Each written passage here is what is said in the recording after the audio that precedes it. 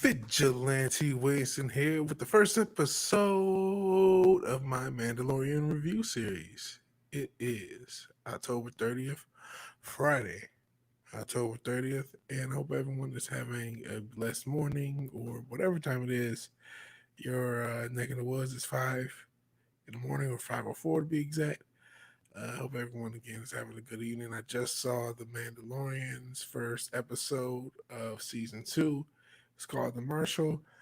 Um, I kind of want to, before I give my thoughts on it, kind of give my thoughts on the Mandalorian series in general and what I expect of it. Because I think a lot of what you think of this episode and the series in general depends on what you expect of it. I think some people have unrealistic and unfounded expectations. Some people enjoyed it for what it was the first season.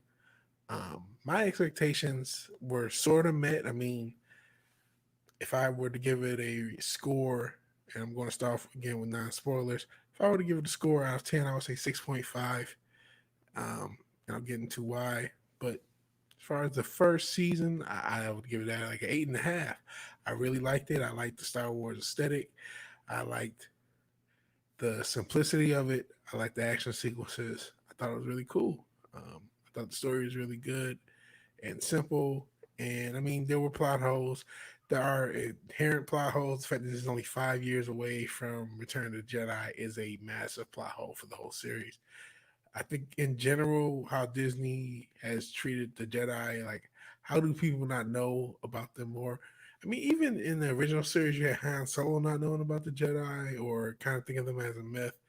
But even then, that was 30 or so odd years after the Clone Wars, where this is just 5 years after the Return of the Jedi, and no one knows who the Jedi is. That makes no sense. But that really wasn't a big focus on this episode. This episode was a very self-contained thing, which, in general, I like a self-contained villain of the week sort of format for this show. The one thing is, it has to be a good episode. I gave it a 6.5 out of 10. That's might be forgiven for some. That might be too critical for others. I like the beginning. I actually have in my notes, uh, cool beginning, cool ending, mad middle, and that's kind of how I feel about it. Um, when it comes to what you expect of the show, if you expect it to be like The Wire in space, which is an unrealistic expectation, it will never live up to that. I kind of always, as far as what I thought of the first season, I thought of it as like, excuse me, any show, any action adventure show from 2004 to 1974, going back, as far as like a syndication action adventure show. That's what it felt like. Almost like a 90s syndication action adventure show, to be really, really specific. Like, it could be on the same level as a Xena, Warrior Princess, or Hercules, or Lois and Clark, only with a bigger budget. And I'm cool with that. That's what I want. But the main critique I would give this episode, this opener, is two, really. Two main critiques. It really didn't feel like an opener. I want this to be kind of a villain of the week sort of show, even though it's only 8 episodes a season. And those aforementioned syndication shows always had larger seasons. So, in the 12 to 20 episode season, you can get away with a villain of the week thing where in 8 episodes just like goes by so quick. Um, so that is a criticism, you know, the fact that villain of the week, even though I like it, over a short thing, it doesn't work. And my other criticism is the length. The first season was 30 and 40-minute episodes. This was a 50-minute episode, and it did nothing to justify the length. I think you could have chopped off 10 minutes of this episode, and it would have been a better episode for it, because there was a lot of meandering. A lot of meandering. Um, for those who are perpetually worried about the four-letter word that begins with W, woke, there were things that maybe, possibly, sort of could have hinted, but it wasn't anything heavy-handed. Um, my main criticisms are really the length and just the I actually got my first criticism. I'm like get nervous when these live streams and then forget stuff. Main criticism is the length and the madness of the middle. I just thought, I mean, I guess that's sort of the same criticism, but you could have done something to justify the length. And I just didn't feel like this episode did. I do like the Star Wars aesthetic. I do like the villain of the week nature, even though that could be a gift and a curse. I also like that Baby Yoda wasn't that big of a deal. And I want that. I don't want this to be the Baby Yoda show. I like Baby Yoda. He was perfect used, which was not much at all. This wasn't a Baby Yoda episode. This was a non-episode sort of. Like I said, I guess I actually remember my original criticism. I think I kind of meandered myself. My first criticism is it didn't feel like a season opener. It felt like a just villain of the week, which I like, but it was a gift and a curse. It was felt as much as a curse as it was a gift. There was no there was no pizzazz. I like the fact that the story was self-contained, but I mean, there was sort of a pizzazz ending, and I'll get into that when I get into spoilers. But there was really nothing going on for too much of this episode.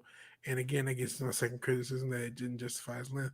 So it's just because of that, that's why I give it a 6.5. I could have easily given this a 4. I could see someone giving this a very low score, but I like the aesthetic so much. I don't see myself ever giving this too low a score. The lowest score I can see myself giving a Mandalorian episode is like a 3, even if they really just Amber Turd to bed, which I'm sure they can in this day and age. Every media company, especially Disney, Star Wars, is very capable of coming out with garbage. But even if they did that, as long as they keep the aesthetic right, they'll still get at least a 3 out of me. And this was far better than a 3. It was, like I said, 6.5 out of 10 is what I would give this episode. I'm trying to think, is there anything else I would get into without spoilers? I kind of spoiled some of it just saying Baby Yoda wasn't used too much, but I mean, without major spoilers, excuse me, I can't think of anything else. Let me just get to my notes. Just I do like I like the aesthetic, and I just thought this episode could have been shorter. In the middle, just did it was so much middle, it did so little, and I'll get into a little bit of the spoilers and just sort of go through the episode as it went on, and kind of just reference my notes with some funny notes in here too. So it opens up with Mandalorian on this new planet. I think this may have even been a teaser. He's with the child with him. I've heard some people criticize the whole thing of like, okay, if he's supposed to be protecting him, why is he with him? I kind of justify this thing. My thing is like everyone knows who he is at this point. His name was sort of cleared at the end of the first season, where the guild of bounty hunters had kind of cleared up with him, but there were still people who wanted him and the child, but they were like the imperial people, and not everyone messed with the empire. So they were still trying to orchestrate things in order to get the child. And that's kind of where the season left off of, hey, the Mandalorian is trying to get this child to his original planet, this baby Yoda, as we call him. And there is still people, the Imperial people, obviously Moff Gideon, who was the big bad that was introduced actually in the last episode of the first season. He's the big bad, and he's trying to get Baby Yoda, presumably for his force powers, while Mandalorian is presumably trying to, well, not presumably, that's his whole goal is to reunite Baby Yoda with his home planet based upon the Mandalorian Creed. This is the way. So his travels have brought him to this planet. He's walking down this dark alley with Baby Yoda. This criticism that I was trying to reference earlier is that why is he walking around with Baby Yoda if he's like this prized thing for the universe? Where my what I gave earlier is just, hey, everyone already knows who he is. He's the Mandalorian with Beskar armor, with where I mean, obviously they all use Beskar or are supposed to, but he's kind of known for what he did, and there's not that many Mandalorian left after the end of season one. A lot of them got killed, which was kind of a there's a lot of plot holes in this show. So if you like this show, A lot of it's going to depend on what do you think about the plot holes. What do you? How much do they bother you? If you're like, I think this is a good to turn your head off and watch type show, but sometimes the plot holes do mess with you.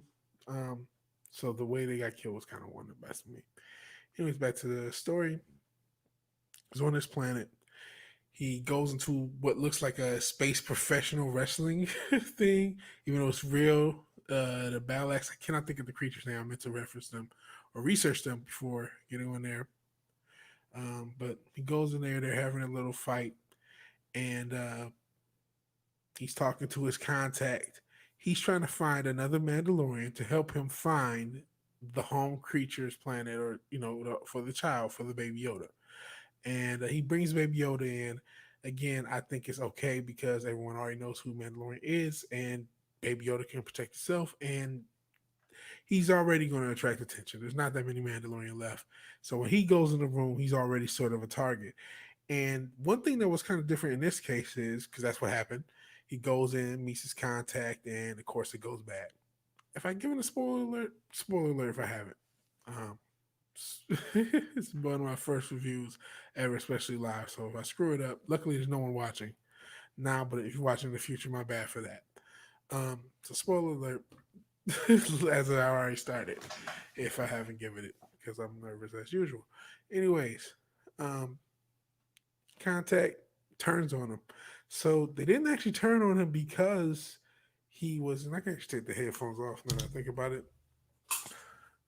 They didn't actually turn on him because of the child or because of his reputation. They actually turned on him specifically for the best card. Where's my? And I actually like that precious metal reference to anyone who stacks silver because the best card price has gone up, even though silver prices actually have plummeted recently. But that's neither here nor there.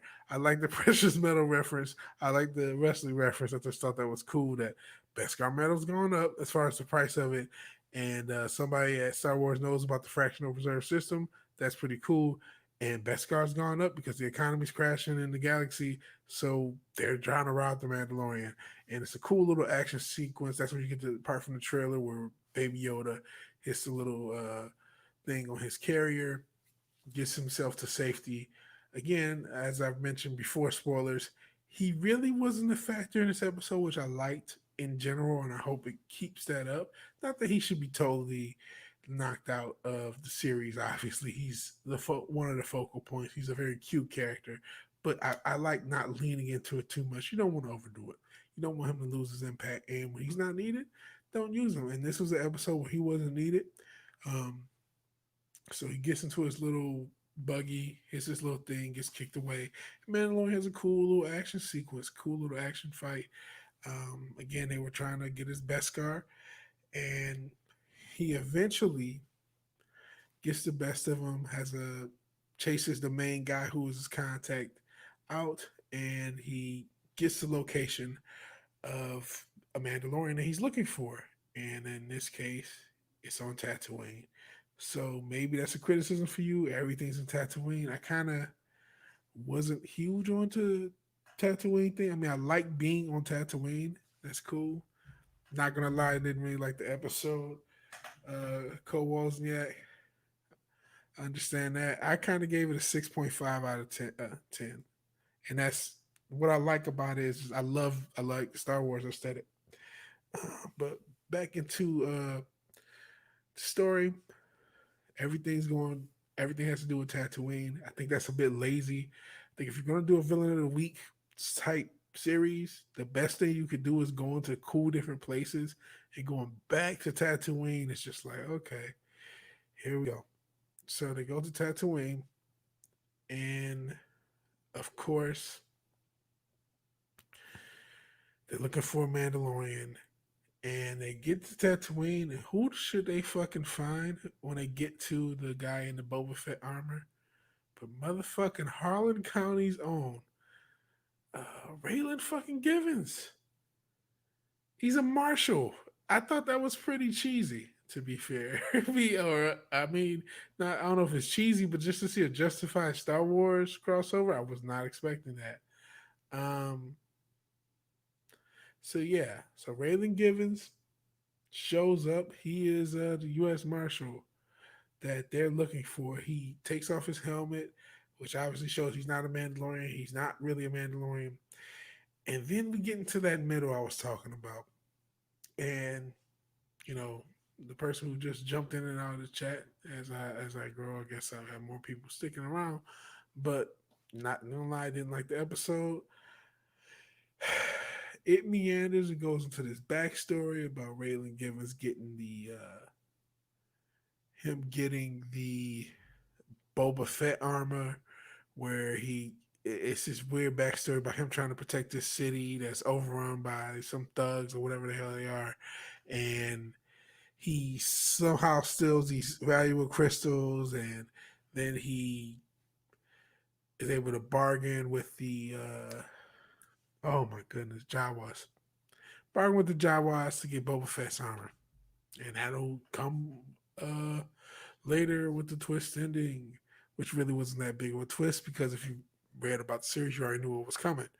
Anyways, Harlan County's own is now the superhero marshal. Of course, he's a marshal of this little space city in Tatooine. This hidden space city, by the way, because it was not on any map. I forgot to mention that. And so then they go through this long, convoluted. This is where it's just really convoluted. This is where you could break out the four letter is this woke word, and you can't really judge on one episode. We're gonna need more episodes to see how this all plays out, but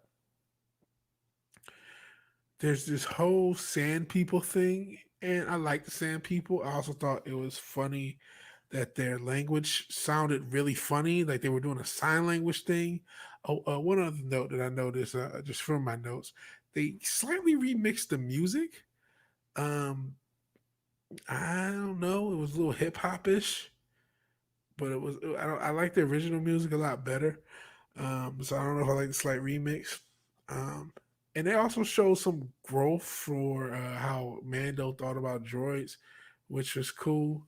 Even his mechanic from the first season noticed that, so that was kind of cool. So just some parts of my notes that I had neglected to mention as I went along. But anyways, the Sand People. I guess Mandalorian has street cred, so he's able to get into hoods that other people aren't. So he speaks with the Sand People, and actually, even before he got to the town, when he was looking for the town, he had already interacted with the Sand People. So they just referenced the fact that Mandalorian knew their language, and the way they do their language again is really weird. Just the overly sign, and I do think it may have been a sign language in the past. And I'm just an original trilogy prequels guy. I'm not a big extended universe comic books, EU, and I think now they call it the Legends universe. Or Lord knows I don't pay attention to what Disney Star Wars has done with the lore outside of the main canon. I didn't even watch all the movies, but the sign language to that extent, I do not remember in the original trilogy. Maybe it was a little bit, and I just neglected it. So I apologize for that, but I did think it was weird and kind of funny their language. But there's this huge long meander about getting the town people to trust the sand people. And again, I don't know if they're trying to do allegorical stuff. I think, let other people judge that. If they were doing allegorical stuff, they sure did kill a lot of sand people. So I'm not sure what they were trying to say in that and sacrificing all the sand people for the plan, as I get into. But what becomes the real crux of this villain, the villain of this week, is the Sarlacc, because Sarlacc is terrorizing the town. There actually is a point where Mando is going to show off with Harlan County's own, and it doesn't happen because the Sarlacc interrupts it, and that's cheesy. There's a lot of cheesiness. If the cheesiness is gonna kill you, this one, was even more cheesy than the rest of them. Some of the cheesiness is charming, and just some of it's not. And one thing I didn't say in the beginning is if I were to grade this with all the other Mandalorian episodes, this would actually be the weakest. I still tolerate it. I liked it. I would give it a 6.5, 6 out of 10. I said 6.5. I'll still stand by that. But the way other shows will go will judge this. But back to the story.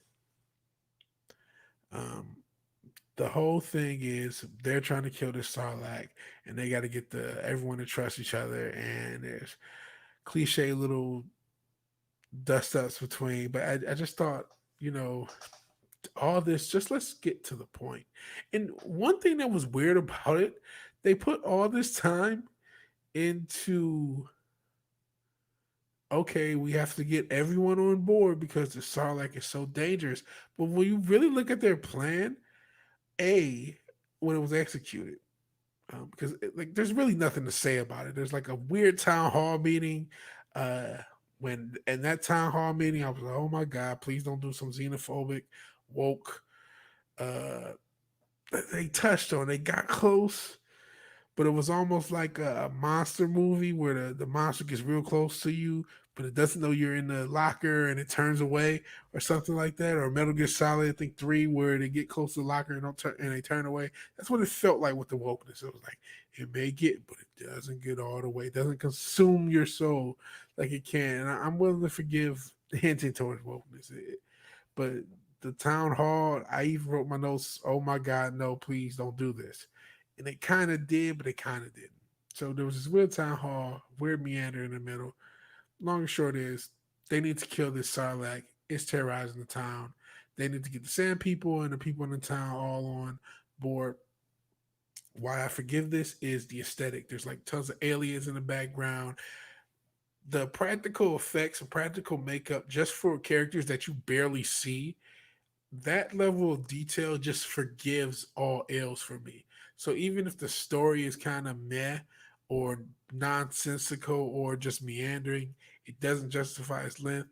I just love being in the Star Wars world.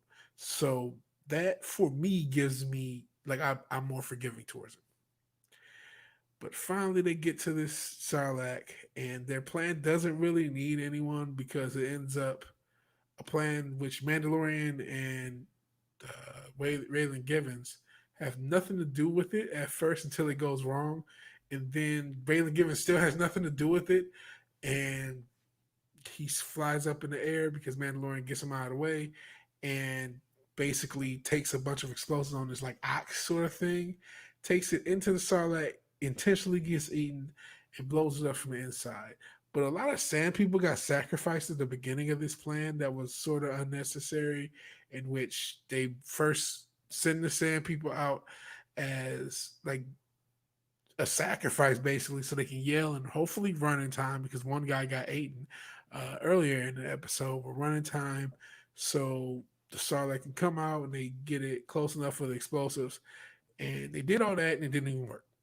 And again, it was really just the sand people being sacrificed and the people uh, providing, they're shooting these spears. It was just like all of this plan. Like, why did they need this huge exposition for all the whole planet to come together, all for the sand people to be sacrificed, for Harlan County and the Mandalorians just stand around and watch, and then the Mandalorian springs into action and just saves the day. And it's like, even though it looked cool, it made no sense. But that's pretty much the episode. And then, oh yeah, the ending. You see what you I believe is Boba Fett. I'm 90% sure it's the actor. I looked him up. Looks just like the actor. So I think that's the actor that plays Boba Fett. So, oh, I forgot the other story point where the reason Mandalorian and Harlan County were getting into a fight was because Harlan County had this Boba Fett Mandalorian armor, and again, I told you how he got it with his little crystals and bargaining with the Jawas, and he got the thugs out of the city. If somehow the armor gave him aiming powers, that made no sense. But he got the armor and the weapons, and even though he's replenishing rocket packs, that also makes no sense. But I digress. You just gotta live with these plot holes, right?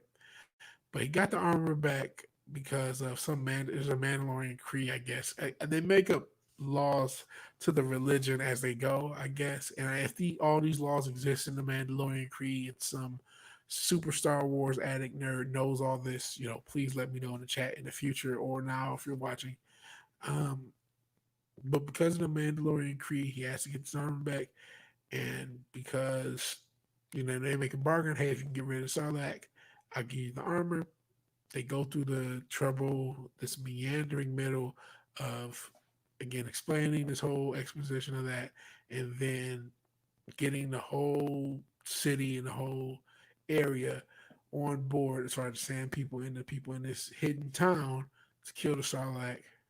They do it in this weird plan that sacrificed sand people. It didn't really require anyone else but the Mandalorian. But they do it. It looks cool, and I guess the day is saved. The Mandalorian gets his armor back, and then Boba Fett stares menacingly, or what we think to be Boba Fett, stares menacingly into into the distance. That's the episode. Let me see my notes. There's plot holes. There's tons of plot holes. As I look at my notes, I forgot about the part. Again, this plan makes no sense. So one of their plans, again, they realized the Sarlacc is sleeping, and so they then built this whole construction site for this what is it called? Rube Goldberg. What's called Ruth Bader Ginsburg plan. Rude Goldberg machine like plan. And it doesn't work. And again, what ends up working is the Mandalorian allows himself to get swallowed like Jonah in the whale and take all these explosives and blow it up from the inside. And they didn't need anyone else but the man. He could have done that by himself at the beginning and killed this whole episode. This episode could have been shrunken so much. Me giving it a 6.5 out of 10, as I kind of get my thoughts together and say it, is being forgiven. I'm going to probably guess that this is going to be killed potentially. Uh, I can see this getting 4s out of 10s, maybe 1 out of 10 by people who really hate it. Me personally, 6.5 is, like I said, there's a lot not to like. Let me see what other plot holes I put in my notes. I'll just get the trusty, handy dandy iPad out. Like I said, sand people's lives matter. I put in there were a lot of dead sand people. Um, and yeah, so who knows? There may be some leftists who make some crazy allegory because they did the allegory with an orch. So they may say, oh, there's some, weird allegory about killing all these sand people. A lot of them got poor sand people got sacrificed for this needless plan. That plan made no sense. None. They did something similar, and I think episode 4 or 3 of the original season when they got all these villagers together, and that was kind of a cheesy episode. But that was episode 3. Again, this didn't really feel like a opener in that plan, and it could have been shrunken into a half an hour episode. Would have been better if it was. Probably still wouldn't have been a great opener, but it would have been a better episode. I'm giving it a 6.5 out of 10 because I like the aesthetic, and I like the fact that it was a villain of the week thing, and there's no real weight to it. I like a weightlessness, but in weightless in a weightless show, which I'm cool with the Mandalorian being, you still have to have fun things happen and cool things happen. And you could have had Moff Gideon chasing them. You could have had anything to hint towards a bigger story outside of here's Boba Fett at the end. So that's pretty much it. What I think, 6.5 out of 10 could have been a better episode. Could have been worse. I can see a lot of people killing it. I can see a super fan just being super forgiving of it. You know, what I feel about this episode is definitely going to be variable to the rest of the season. Um, I guess one thing before I go, I do kind of like episodic. I know a lot of people don't. A lot of people want to binge it. Um, Business wise, it just makes more sense. You get more months out of episodic, first of all, because people have to subscribe longer, and it keeps it more active. Where a binge, one of the benefits is it hides bad episodes, but one of the cons is it kind of hides good episodes as well. Where being episodic, you just see one episode, you're like, I, that's how I kind of feel. But the thing is, because Disney Plus is a subscription service, the first episode after, I've already made the decision to subscribe. So as long as the next 3 episodes they get me to keep going for another month, the first episode they can kind of live with being a meander because they're clearly trying to set up Boba Fett. And maybe that's the long term thing to where this episode kind of had to suffer an impact just to set up everything that's necessary for Boba Fett. So that's my guess for why this is sort of a lackluster ish episode. Um, so I hope that that pans out and the season picks up, and this episode can kind of be elevated by the future. But if it's not, if there's a garbage season to follow, this episode will kind of fall. So even though I'm giving it 6.5, I can see some people giving it a super low score.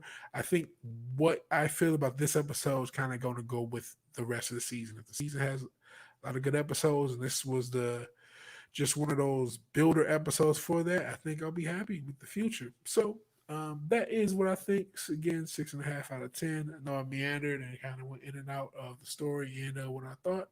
So thanks to Cole Wozniak, who was the only guy I think who showed up. Didn't really like it. Understand that. But if you like this video, please like the video. Even if you didn't, let me know in the comments below what you thought about the Mandalorian, what you think about this this podcast. You can watch other stuff on the show. Oh yeah, and share and subscribe if you are obliged. And even if you do none of these things, thank you for watching. Thank you for your time. May the force be with you. God bless.